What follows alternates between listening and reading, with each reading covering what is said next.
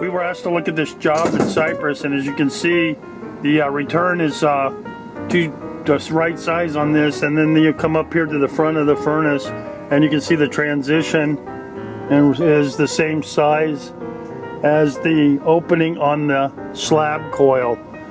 This unit isn't too bad. It slopes a little bit to the back, and then the insulation, as you can see on the Armaflex right here, that's the Armaflex. You can see that they didn't change it all the way to the back of the attic. It's the same 3/8 size. It's supposed to be 1 inch.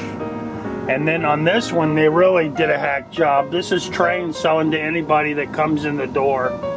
As you can see, the furnace on the bottom right there, from that point right there all the way to the top, has got about 9-10 inches where they're not even using the correct plenum on it. And then as you come to the front of this system here, this is the slab coil right here. And as you can see right here, this space right here, this should have been on the top, right up here on the top of this coil right here, up on the top.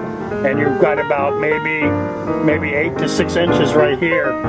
And this is how you tell whether it's not working correctly. Here's your static pressure reading right here. And on this one here, it should only be reading 0.5. And as you can see, this one is quite well over a 0.5 static.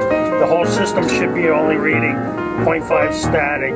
And this one's well over 1.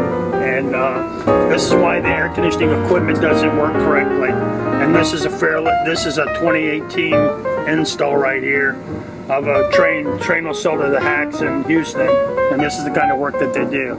Hope this helps you out.